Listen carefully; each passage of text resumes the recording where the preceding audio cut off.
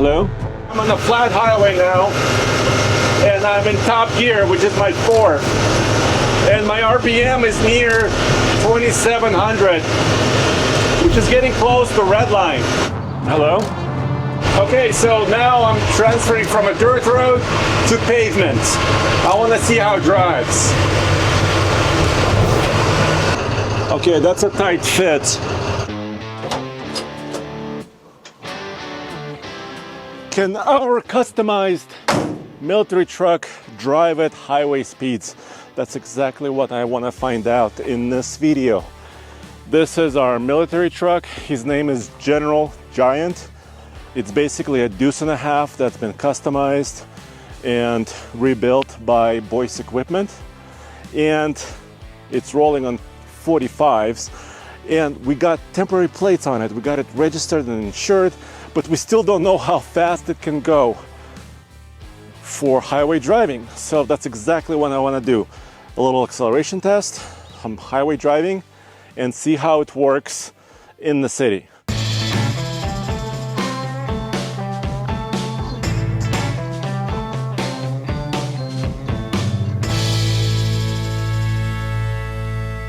Now, the way you start this truck is actually, it has an ignition key now. Military trucks usually don't. So you energize that and then you flip the starter switch. Of course, making sure you're in neutral. The parking brake is engaged. Here by my left hand, parking brake released. The rest of the truck is actually pretty simple and common. I've got this transmission shifter. This is the control for my 4-speed Allison automatic. It does not have a park. It has neutral, reverse, drive, 3, 2, 1.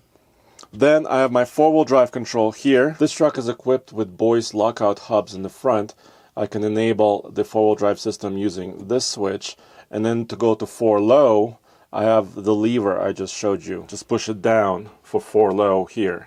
This is my air pressure gauge. This does not have air brakes, but air assisted brakes. But compressed air is also used, for example, to help shift the transfer case and of course help the braking of the vehicle. So it's still very important. It also has onboard air. Basically, I can air up my tires or use onboard air using an outlet in the back. This is a luxury feature that most trucks did not have, AC. This one is ceiling mounted on this cab.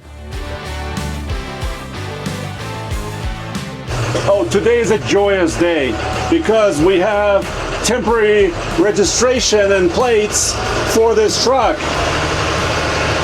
Wow, it's loud in here.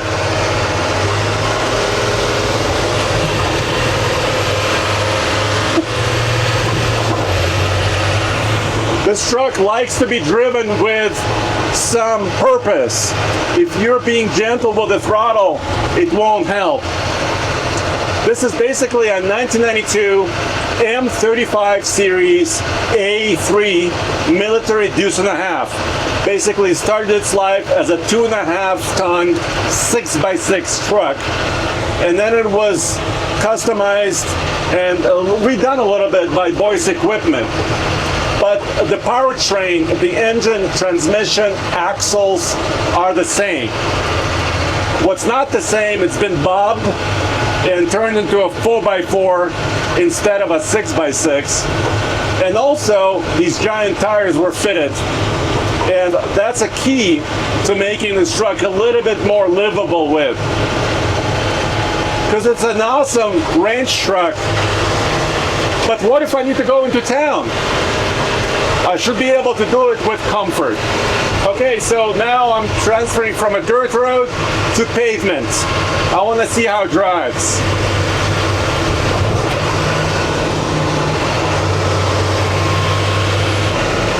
Okay, I'm going at about 45 miles an hour and steering is a little loosey-goosey. I didn't expect anything really different because I've driven many old trucks before, and the characteristic of an older truck is that the steering is quite big. This does have power steering. We specifically wanted that because turning the steering wheel with these 45s would be very challenging otherwise. But I don't have ultimate comfort. You know, it's not a precision steering truck. So you do have to pay attention 100% of the time. This truck is huge and it has a tough powertrain, beefy. It's got a straight 6.5 liter Caterpillar engine, not very powerful, about 170 horsepower, but it's actually just meant for military duty. It also has, I can't even look inside, it has a 4-speed Allison automatic transmission, a very tough transmission, and it also has very tough axles with a very, very low and low speed gearing, but it has bigger tires than normal, so I'm hoping that will help the top speed.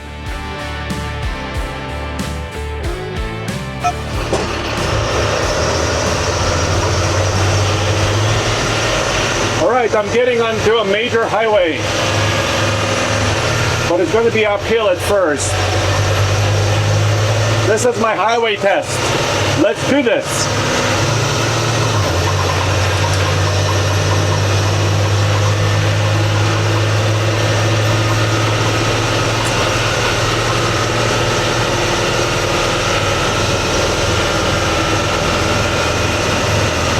Okay, so I'm on a flat highway now, and I'm in top gear, which is my fourth. And my RPM is near 2,700, which is getting close to red line. So 50 miles an hour, very easy. But can I hit 60 or 65? Let's figure it out. What's happening right now is it's a lack of gearing.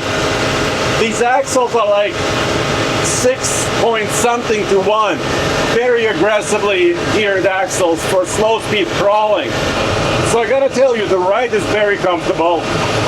It's like a heavy duty pickup, so that's very nice.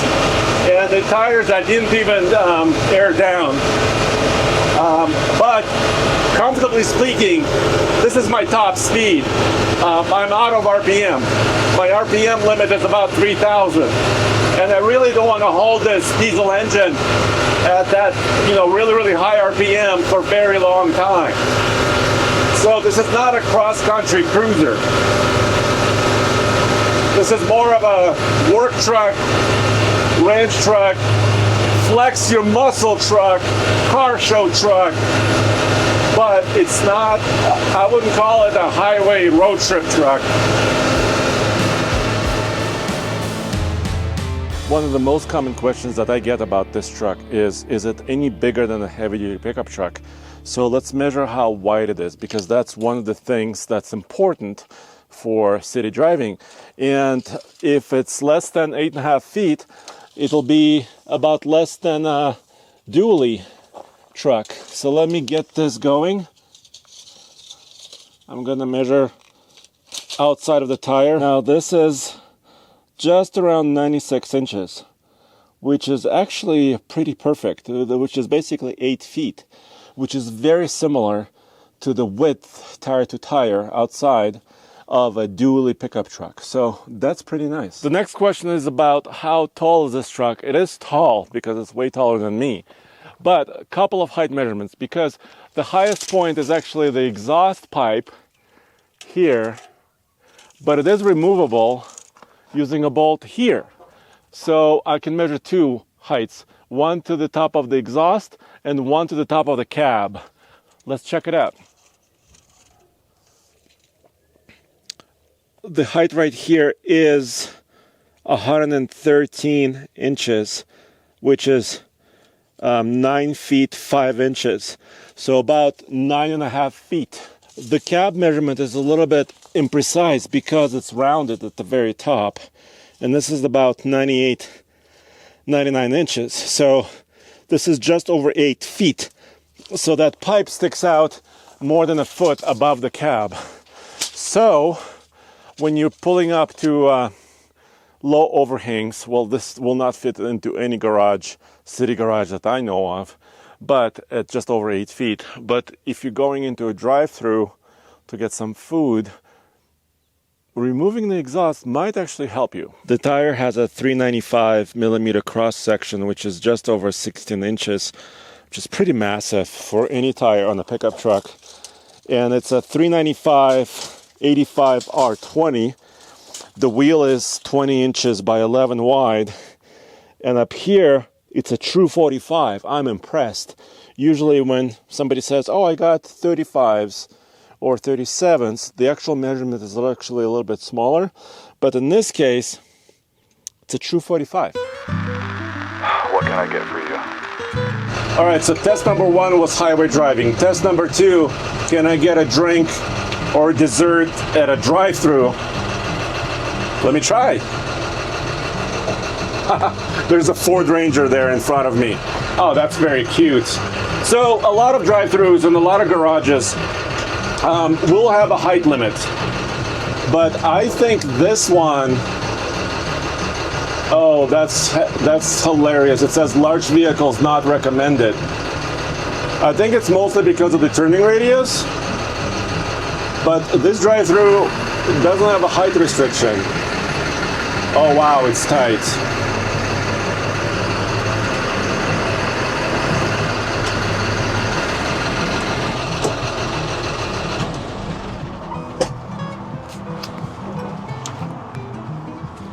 I have to turn off my engine because it's so loud.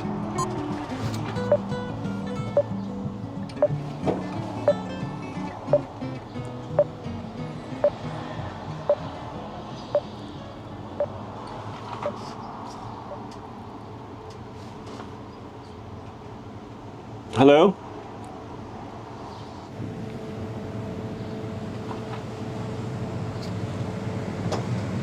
They're not asking for anything. Hello? Hello?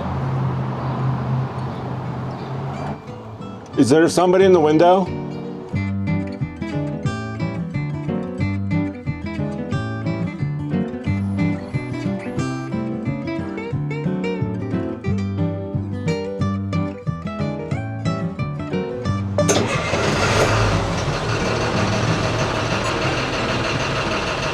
All right, let's see if I can actually maneuver around this drive-thru.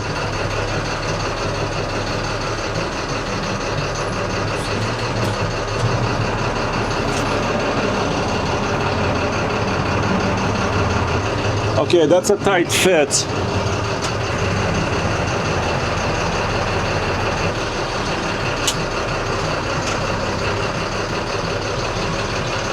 Yeah, just barely. Woo! I made it through a drive-thru. I was able to fit lengthwise. I only had to back up once. Yeah. Woo! Gonna go this way. Height is no problem. There's no height restriction here. Turning is a little bit of a problem. But nonetheless, I'm getting to know this truck. I'm trying to understand what the turning radius of it is, and I'm being more comfortable than ever. Yes. So I would say this is a partial success. I was able to maneuver through the drive-thru, no problem, but they wouldn't serve me. They wouldn't say there's a big line inside, there's a big line outside. So I guess they're just understaffed, maybe? Or maybe they were rejecting a big truck. I don't know, but it drives through a drive-thru. I went inside. Yeah, I think they're kind of in transition time, so there's not a lot of people there. I saw one lady, and so I was able to get my dessert, but the service right now in the middle of the day is not super great. But onward, let's go. All right, so I gotta tell you what happened. I would call this video a complete success. I got a shake, done. I went into town, done. But I made a mistake. I was looking at some of the data my GPS app was saying, and then on the way back, I was also measuring my speed just in real time using GPS. And the highest speed I saw was about 54 to 55 miles an hour. So I don't know where that 60 came from, maybe a little downhill section. But this truck has a lot of torque and power. I have no doubt of that. It's just that the gearing is not working out because it's almost redlining, and it has more to give. If there was a fifth gear, I think this truck could be really, really great on the highway, but at 50 to 55 miles an hour, I think it can do that for a long ways. It never overheated, never complained, just kept doing what it's doing. And you can go through a drive-through if they served food. That's the result. Let me know what you think in the comments below. Thanks for joining me, and we'll be doing a lot more with this truck. I actually want to take it into the mountains next for an off-road review, maybe on ironclads or something like that. And then also maybe do some work around the ranch, maybe move a few trailers around. So come back for that, and I'll see you next time.